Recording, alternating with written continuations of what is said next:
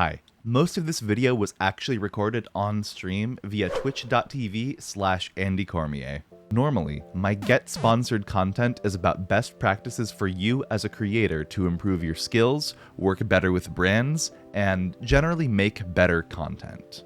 However, today's video is about helping you understand your worth as a creator and why companies pursue creators to work with in the first place. If you are a creator or aspiring creator, be sure to subscribe for more, and let's get started. One thing that really irks me, something that I notice all the time when it comes to creators talking about brand deals, sponsorships, whatever, is that they're like, man, I really want that company to sponsor me. Do I deserve it? Like they have sort of the talk that the only one benefiting in that transaction is the streamer, when in fact, companies benefit when you get sponsored. If you've ever had a company offer to sponsor your content, or you've ever thought about trying to get sponsored by a brand or company, here is something to consider. Brands and companies want to work with creators because it benefits them. In fact, the company probably benefits more than you do from the sponsorship. Let me repeat, the company probably benefits more than you do from the sponsorship. So today, we'll be going over 7 points as to why companies also benefit from brand deals with creators. First off, then the main thing you should have in your mind: if a company does something, it's probably because it's profitable or effective. So number one, companies would not look into creators for brand deals if it weren't profitable or effective for the companies. Companies want to make money, and they do that by selling stuff. And people generally buy things only if they're aware of that thing to buy, which is where marketing and advertising come in. What's something that people watch? Creators. So how can you advertise to people who watch creators? That is by sponsoring said creators. So this is just a quick example of why companies do that. People watch creators, people watch TV, people see billboards on the road, social media posts, whatever. So companies like to throw advertisements where people are already watching. So in this case, it's creators. If you're a sponsored creator making a promotional post for a brand on TikTok, Twitch, Instagram, or YouTube, you are essentially acting as a middleman between your audience and advertisers by giving advertisers access to your audience and your audience recommendations to relevant products. Of course, like, don't scam your audience. Like, if someone's like, we'll sponsor you a cajillion dollars to promote the latest crypto scam, or this crypto is definitely going to 10x, or there's a lot of dubious products that go through the influencer marketing channels. Make sure you don't scam your audience, but the main point is companies wouldn't sponsor creators if it weren't effective at advertising, whether that be for direct profitability or to grow brand awareness. Number two, companies can find an engaged audience within a specific niche to have high impact advertising through creators, and this is much more effective than most traditional widespread means. If you have like content on TV, so if it's just like a sports game, yeah, there's going to be a lot of commonalities between people who watch sports. But if you compare that to a creator who specifically like reviews keyboards, the people watching the keyboard reviewer are probably watching the keyboard reviewer because they're specifically interested in keyboards, office tech, things like that. If you're that keyboard creator, you would be a perfect fit for a company who is trying to develop brand awareness and sales on a keyboard. So if they're like, hey, would you like to review this keyboard? Or hey, if you review and like this keyboard, we'll sponsor you to promote it in a couple videos. You might be a perfect fit for that. But the point is simple. If your audience is the niche the company wants to reach, you've already gathered them all in one place through your content and your community. So it's extremely effective advertising if there's overlap between the company products and the community that you've built. Like, it makes sense for companies to want to advertise through you. While we're getting onto like a perfect storm of like, you're a keyboard creator, you get a keyboard brand deal. A lot of brand deals aren't like 100% relevant in that way. Like, some larger creators are simply used like billboards or TV ads that have the same like broad reach. For example, like mobile games, VPNs, male hygiene, things like that. It's still more effective than traditional advertising in many cases because a creator is a person. Another thing to note is that a lot of these aren't necessarily irrelevant to the audience. It's better when a product is relevant to the audience, but it's the baseline should be make sure you're not promoting things that are irrelevant to your audience, but that's more on your side. This is all about why companies benefit. The whole point is a creator is a person, which is one reason it's more effective. That brings us to number 3. Creators add a face to ads. An audience want to support creators more than a faceless corporation. I mean, in today's digital world, there are a lot of faceless corporations trying to sell you stuff, get money, whatever. It's all very like, oh my god, we're living in a corporate capitalist hellscape. But on the flip side, almost all of us are consuming content and connecting with creators that we watch in some way, shape, or form. Hopefully not like parasocial, like falling in love with a Twitch streamer or whatever, because that's just weird. But the point is, it's much easier for people to relate with and connect with a person than it is to connect with a faceless corporation. And this is why companies sponsor content with creators.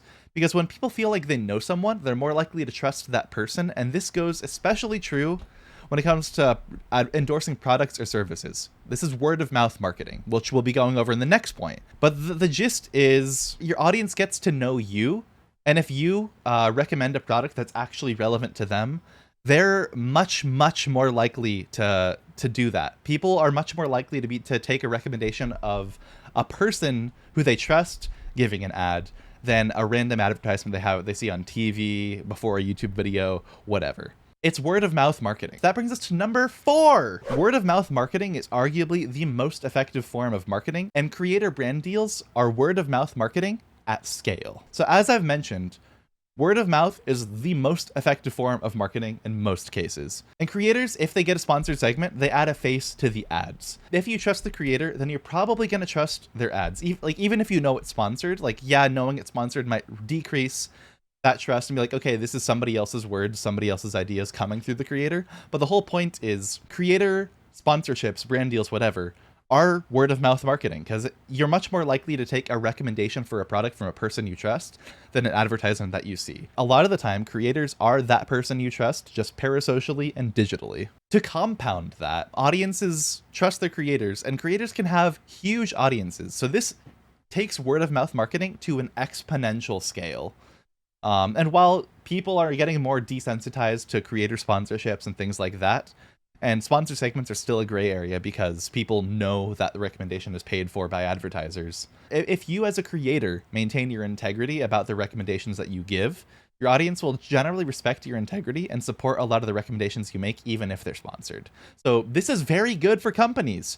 Remember that. Companies sponsor creators because it's helpful for them. Another reason, going on this whole thing of like the relationship between viewers and creators, is that sponsoring creators can develop community goodwill. So good companies who support creators, especially for charitable causes, get a lot of brand equity by giving back to the community that buys their stuff.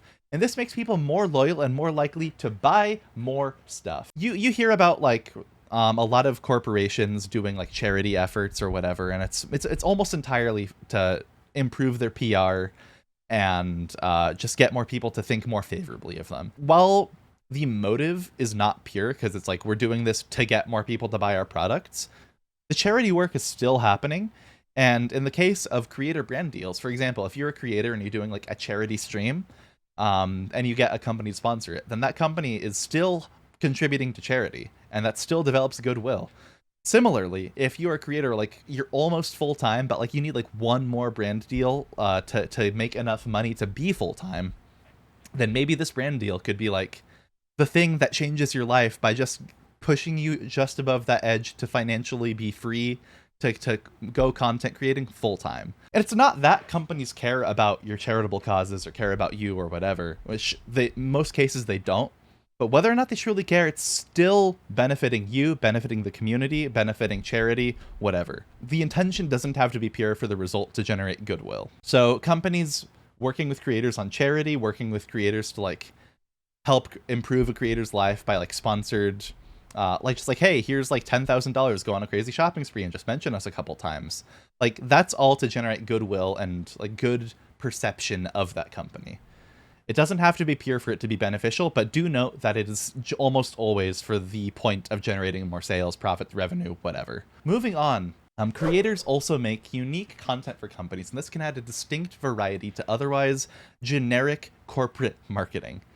When a creator is sponsored by a company, they add their own unique spin and can often make personalized advertisements that are extremely effective for their audience. And they're likely to inject much more personality, charisma, style, whatever, into that. And their audience tends to really like some of the sponsored segments and creators that get more creative liberty or demand more creative liberty in their sponsored segments. In many cases, if you as a creator get a sponsorship, that gives you the opportunity to make an additional piece of entertaining content incorporating the sponsorship into it, which that's really beneficial for the companies because people are going to watch that. So like look at Daniel Thrasher. He has a sketch after the sketch technique in many of his videos, where he has a video that's like the title of the video. The first half, 2/3, whatever, is the first sketch, like the concept. But then he's like, hey, stay tuned for the sketch after the sketch, sponsored by, for example, Raycon or whatever.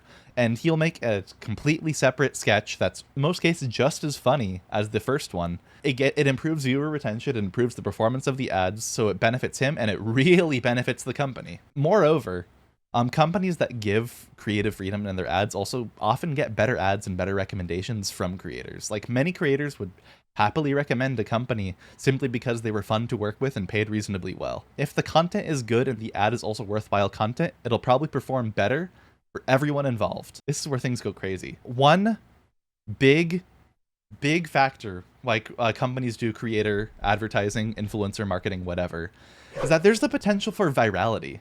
Like number 7, we're still doing numbers. Number 7, you might make an ad for a company go viral because the content it's a part of goes viral. For companies, sponsoring creators can be a gamble. Like, while I'm saying yes, it's profitable, yes, it improves brand awareness, a lot of the time there's a negative ROI on the advertising that a company does through creators. So for example, if they sponsor a video with a particular creator, the creator's like, okay, I charge this much, and the company's like, sure, that sounds good, you have a good track record, but then that video flops, that company just lost that money. But on the flip side, the opposite is true.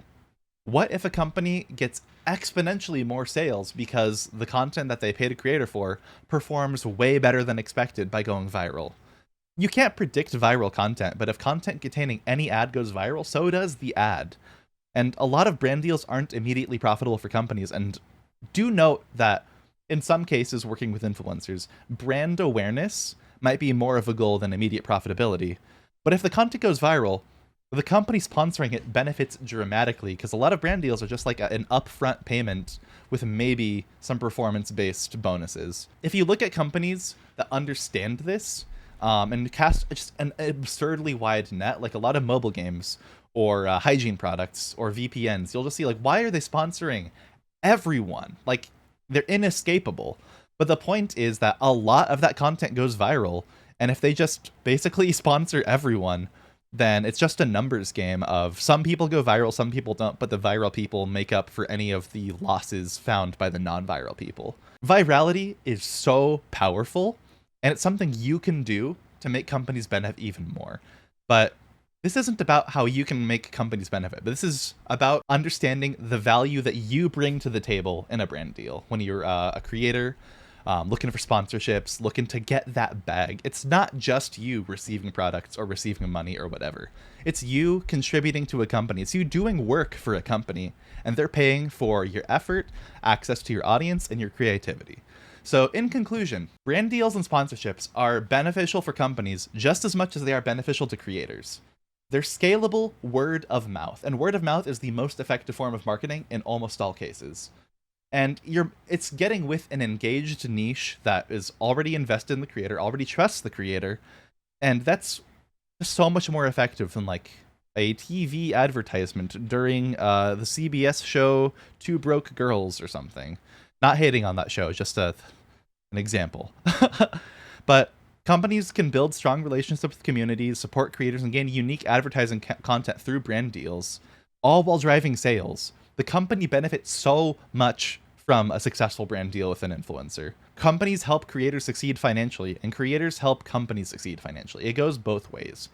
And while it can be jading to know why companies sponsor creators and that it's primarily financially driven, it's a lot less about like, oh, we care about the community.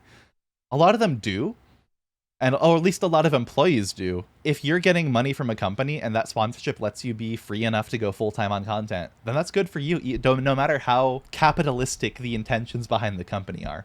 And likewise, you're benefiting the company through that effort, through the success of what you create and the connection with your audience and the advertising that you do. But as you get sponsored, remember this: companies benefit from sponsorships too. Know your worth. Just like how I know my worth. You should subscribe, leave a like, follow me on Twitch, follow me on Twitter, go crazy. Comment if you learned something as well. I'm really passionate about supporting creators and their endeavors when it comes to brand deals, achieving financial freedom through those brand deals, and just generally helping to improve the sphere of the creator world. And content like this is exactly how I do that. I also have a blog post about this. That's a lot of this. That's almost, well, it's all the exact same ideas as this video. But again, if you don't want to rewatch the video to go for over a particular point, like it's like, what was number 5? What was community goodwill all about? Then you can just read that right here. So that's on andycormier.blog, link in the description. Comment what you learned from this that you will use on your next brand deal. That's it for today. But next up, you might want to learn about what factors companies consider for influencers they might want to work with. When it comes to getting brand deals or any other goal, knowledge paired with action is power. And I'm trying to share the knowledge that I've accumulated working with brands and doing deals with creators. Leave a like on this video, click the video right here, and then subscribe for more. See you next time.